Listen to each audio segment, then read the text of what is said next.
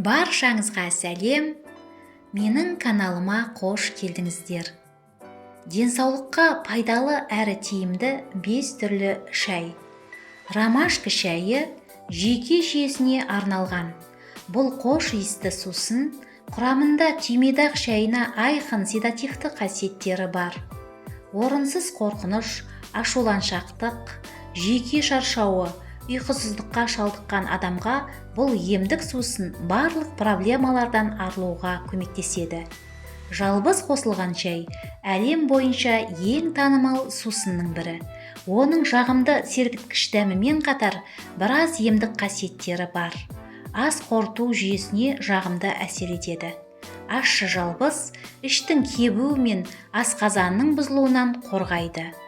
Зімбір шайының құрамында пайдалы дәрумендер, минералдар және эфир майы мол. Суық тигенде зімбір мұрынның бітелуін азайтып және С-В дәрумендердің көптігіне байланысты ағзадағы иммунитетті арттырады. Егер сізде жағымсыз ауру сезілсе, 1 стакан бал және лимон қосылған зімбір шайын дайындап ішіңіз.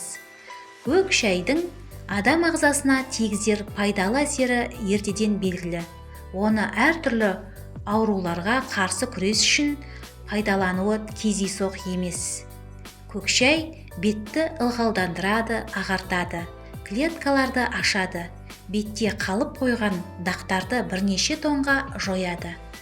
Даршын шайының пайдасы қандағы қантты тұрақтандырады, жүрек денсаулығын қолдайды, қатерлі ісікке қарсы қасиеттері бар, салмақ жоғалтуға ықпал етеді, тамақ ауырғанда қабынуды азайтады, мидың жұмысын жақсартады.